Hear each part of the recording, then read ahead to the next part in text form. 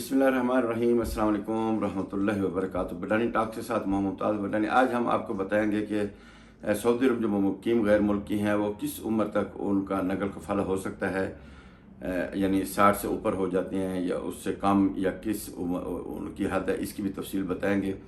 इसके अलावा जो नकल कफ़ाला जब होता है किसी का, तो उसके लिए नया कार्ड क्या लेना पड़ता है, ये ज़रूरी है कि नहीं है ज़रूरी, इस बारे में भी जवाज़ात का क्या कहना है, ये हम आपको तफसील बताएंगे।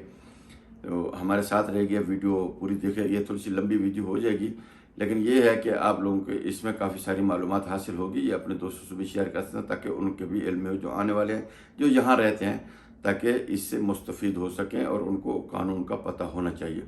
तो बढ़ते हैं तफसीलात की जानिब। सऊदी अरब में गैर मुल्की कारकुन के इकामे में उनका पेशा लिखा जाता है। कानून के मुताबिक इकामे में दर्ज पेशे के मुताबिक हर कारकुन काम करने की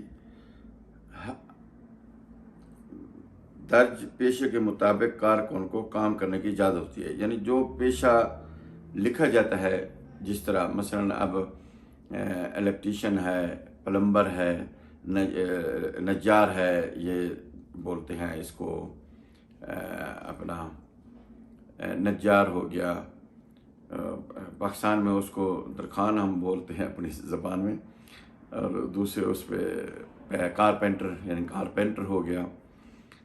इसके अलावा यानी पेंटर हो गया, गाड़ी का इलेक्ट्रीशियन, डेंटिंग, पेंटिंग करने वाला, सब, यानी हर एक के यहाँ पे जो भी काम करता है, ये कानून के मुताबिक यहाँ पे पेशे इकामे के ऊपर दर्ज होते हैं। ये भी शर्त है कि वो उस काम जो उनका पेशा लिखा हो उसकी महारत भी रखता हो, यानी उसका काम भी जानता हो।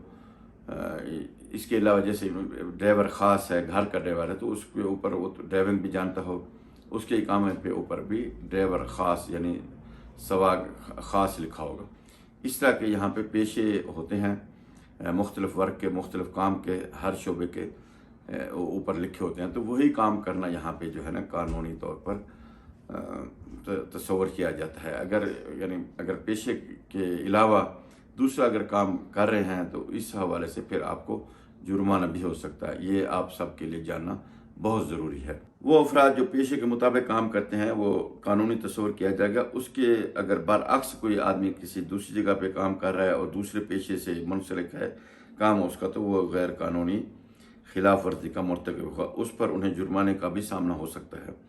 सऊदी वज़ारत अफरादी क़ुव्वत के प्लेटफार्म कुवा एक नया इन्होंने एक यानी सिस्टम जो मुतारफ़ कराया है माशाल्लाह। इस पे ये है कि आपको जवाज़ात जाने के धक्के या वहाँ जाने की कोई ज़रूरत नहीं पड़ती आपको, या आपका जो कफ़ील है उनको वहाँ जाने की ज़रूरत नहीं पड़ती। कंप्यूटर के ज़रिए हर चीज़, एक अबशर के ज़रिए, एक कुएँ के ज़रिए, एक और भी एक दो चीज़ें हैं, यानी उनके ज़रिए आप घर बैठे सारी सहूलियात हासिल कर सकते हैं। सऊदी वज़ारत अफरादी क़ुव्वत के प्लेटफार्म कुआ पर एक शख्स ने पूछा है कि मेरी उम्र 67 यानी 67 साल है,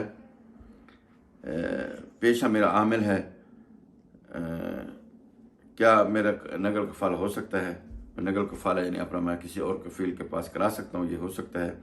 जिसका जवाब देते हुए कुआ प्लेटफार्म का कहना था कि इस सूरत में कुआ प्लेटफार्म पर कफ़ालत की तब्दीली के लिए उम्र का ज़्यादा होना काबिल इतराज़ अमर नहीं है।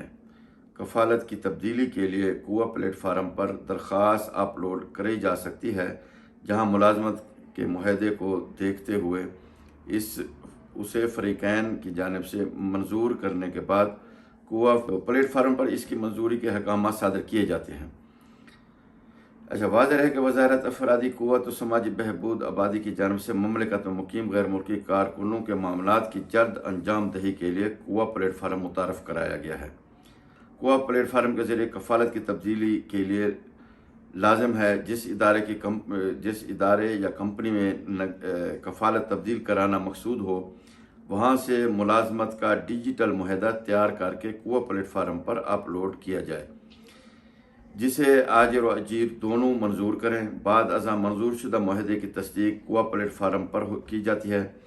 कुआ प्लेटफार्म पर मुआहदे की तस्दीक होने के बाद वज़ारत अफरादी क़ुव्वत और समाजी बहबूद आबादी की जानिब से कफ़ालत की तब्दीली के लिए नए आजिर के अकाउंट में वर्क परमिट जारी किया जाता है। جو بعد میں جوازات کے سسٹم میں نیا اقامہ کارڈ پرنٹ کے ساتھ ساتھ ابشر اکاؤنٹ میں بھی معلومات تبدیل کی جاتی ہے، اس میں بھی تبدیل ہو جاتی ہے جوازات کے۔